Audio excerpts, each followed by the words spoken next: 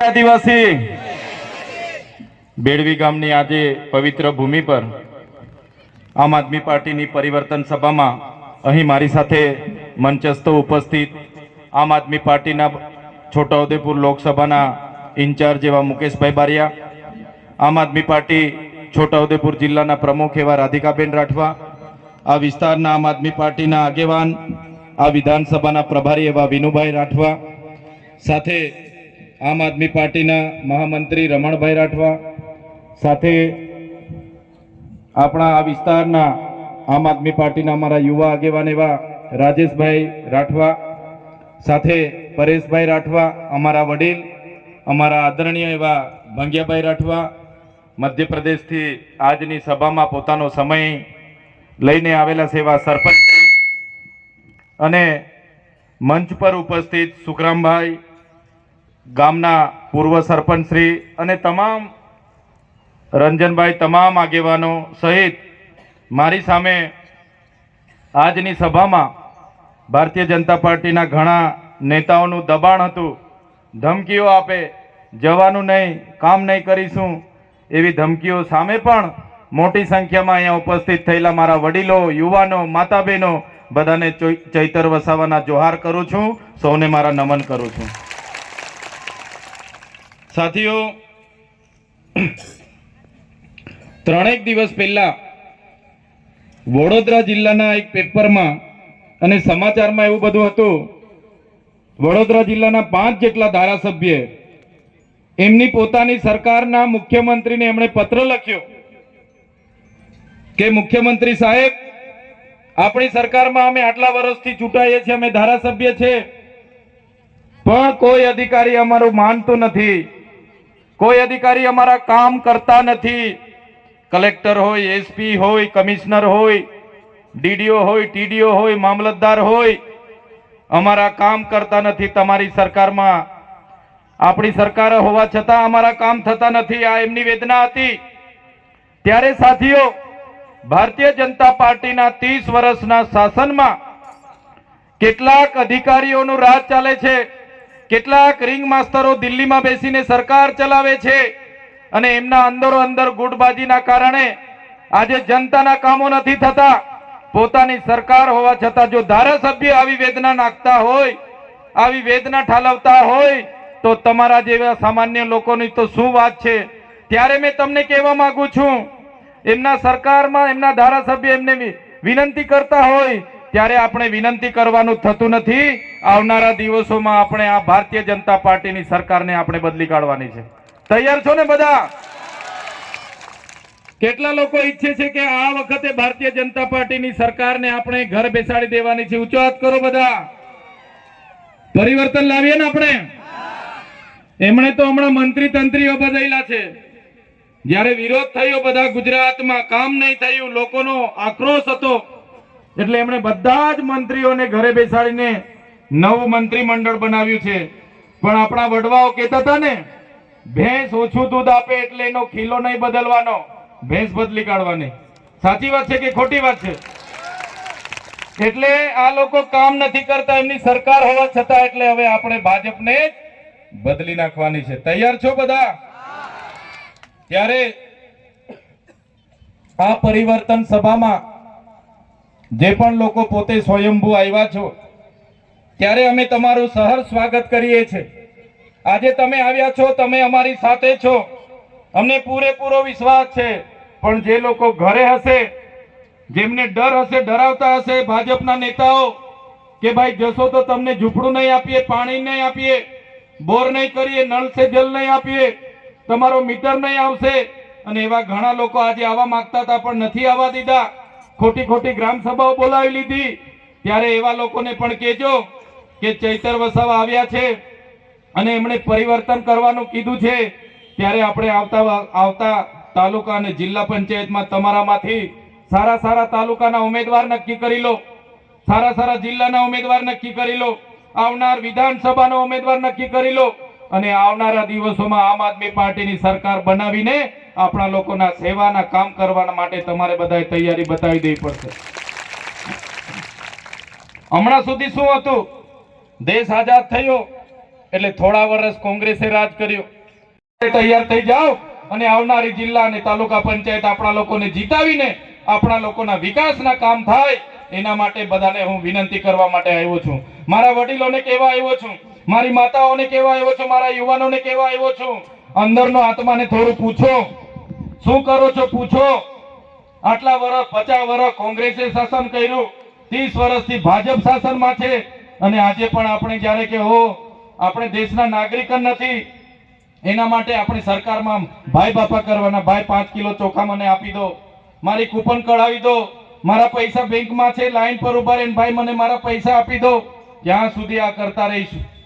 ખોટા જાતિના પ્રમાણપત્ર સૌરાષ્ટ્રના કચ્છના લોકોને આવા મેળાવડા કરી કરીને આપે અને આપણો ઓરિજિનલ આદિવાસી પોતાનો જાતિનો દાખલો લેવા જાય તો એને 2-3 દિવસ સુધી 15 જાતના પુરાવા માંગવામાં આવે. સાચી વાત છે કે ખોટી વાત છે? સાચી વાત છે કે ખોટી વાત છે? આજે ઝૂંપડા માટે તમે લાભ લેવા જાઓ, કોઈ બીજો લાભ લેવા જાઓ, વૃદ્ધ પેન્શન લેવા જાઓ, વિધવા પેન્શન લેવા જાઓ, નુકસાનીના પૈસા લેવા જાઓ, ખેડૂતના પૈસા લેવા જાઓ એટલે તમારા પર 20 જાતના પુરાવા માંગે. આ નથી, પેલું લાવો, પેલું બાકી છે, માનો દાખલો લાવો, માં કાર્ડ લાવો, પિતાજી કાર્ડ લાવો, બેનજી કાર્ડ લાવો, ભાઈનો કાર્ડ લાવો, દાદાનો કાર્ડ લાવો, આધાર કાર્ડ લાવો, રેશન કાર્ડ લાવો, ચૂંટણી કાર્ડ લાવો, પાન કાર્ડ લાવો, જાતિનો દાખલો લાવો, આવકનો દાખલો લાવો, બીપીએલ દાખલો લાવો, રેશન કાર્ડ લાવો, જોબ કાર્ડ લાવો. છેલ્લે તો એવું બી અમુક લોકો કે અમારે પાર્ટીનો કાર્ડ લાવો માગે છે ને, અમુક લોકો પાર્ટીનો કાર્ડ પણ માગે છે આ લોકો. ત્યારે આખી જિંદગી આપણી કાર્ડ પાછળ નીકળી જવાની છે આ સરકારમાં. એટલે હવે આવી શાસન વ્યવસ્થાની જરૂર નથી. એટલા માટે અમે તમારી વચ્ચે આવ્યા છે. મનરેગા યોજના હતી, આપણે બધા પોતાના ગામમાં લેવલિંગ કરતા, તળાવ ખોદતા, માટી મેટલનો રોડ કાઢતા અને આપણને 100 દિવસની રોજગારી મળતી હતી. આપણા બચુભાઈ ખાબડ, એના છોકરા અને કોંગ્રેસના હીરાભાઈ જોટવા બધા જ લોકોએ મનરેગા પર કરોડો રૂપિયાના ભાજપ અને કોંગ્રેસના લોકોએ ભેગા મળીને કૌભાંડો કર્યા. મંત્રીના દીકરાઓ પણ જેલમાં હતા. કોંગ્રેસના હીરા જોટવા જે ઉપાધ્યક્ષ હતા એ લોકો પણ આજે ભરૂચની જેલમાં છે. એની અસર શું થઈ? આજે આપણને ગામમાં રોજગારી નથી મળતી. આપણા લોકો બિસ્તરા પોટલા બગલે છોકરા લઈને આજે શહેરોમાં જવું પડે છે. ત્યારે મારા સાથીઓ, મારા તમામ યુવાનો વડીલોને અમે વિનંતી કરવા માટે આવ્યા છે કે હવે પરિવર્તનનો સમય પાકી ગયો છે. પરિવર્તન લાવવું પડશે. આમ આદમી પાર્ટીના નેતાઓ તમે જોઈ લો, તમામ નેતાઓ તમારા માટે લડવા તૈયાર છે. અમારા વિડીયો તમારા પર આવતા હશે. અમારા કોઈની સાથે વ્યક્તિગત ઝઘડા નથી, નથી એસપી સાથે ઝઘડા કે નથી કલેક્ટર સાથે ઝઘડા. અમે હર હંમેશ લોકો માટે બોલીએ છીએ.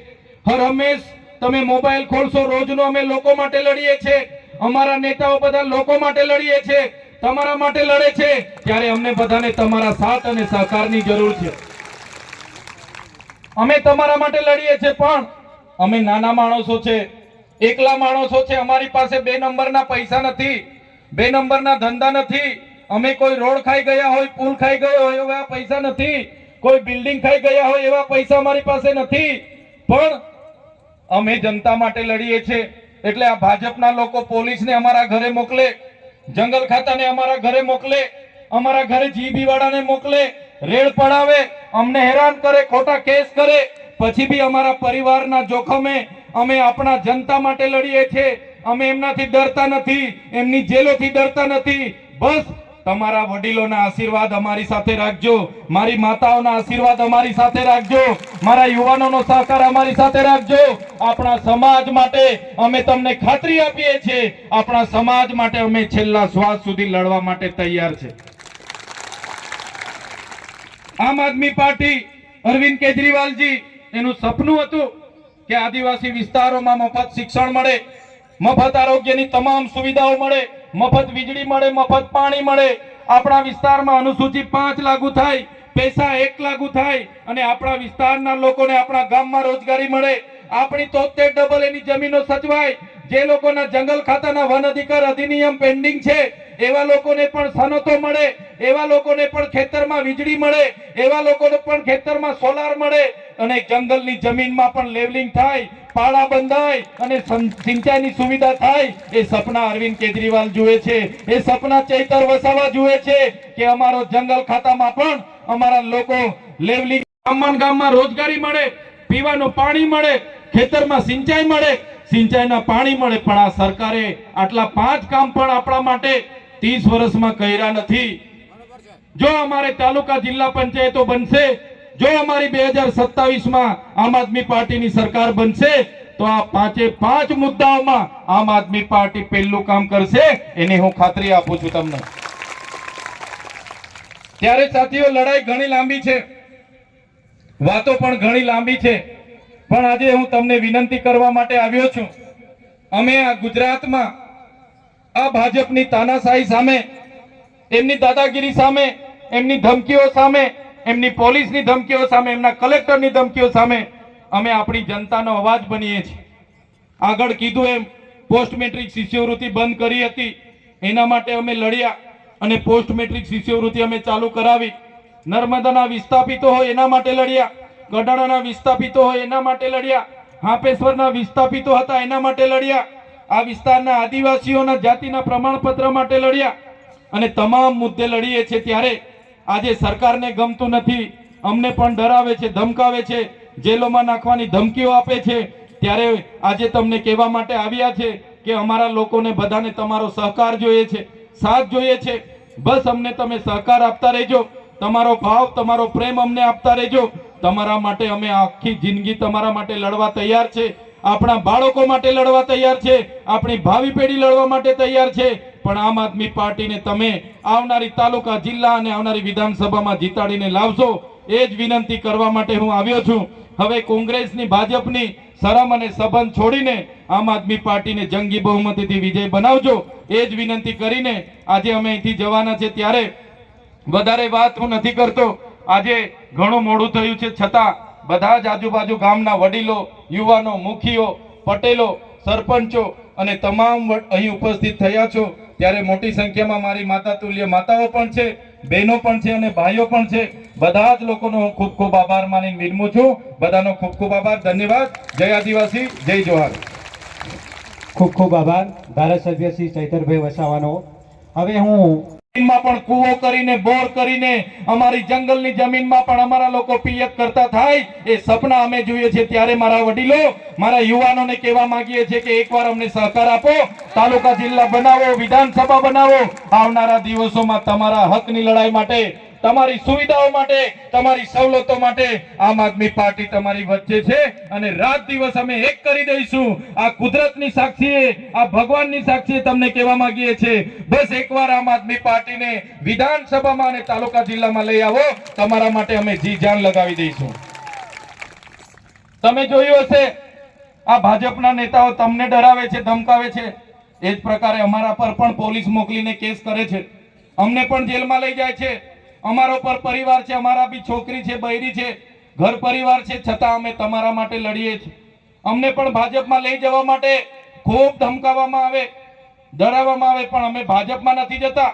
અમે ભાજપમાં જઈએ તો આજે મંત્રી થઈ જઈએ, છતાં અમે નથી જતા. કેમ? કેમ કે અમે તમારા જેવા ગરીબ લોકોમાંથી આવીએ છીએ, એટલે ગરીબો માટે લડવા માટે રાજનીતિમાં આવ્યા છે. આ લોકો કહે છે કે ચૈતરભાઈ અહીંયા આવે છે, લોકો સ્વયંભૂ ભેગા થાય છે. ચૈતરભાઈ કઈ રીતના આવીને લોકો આટલા બધા ભેગા થાય છે? ત્યારે મેં તમને કહેવા માંગુ છું, મેં પણ તમારા જેવા સામાન્ય ઘરમાંથી આવું છું.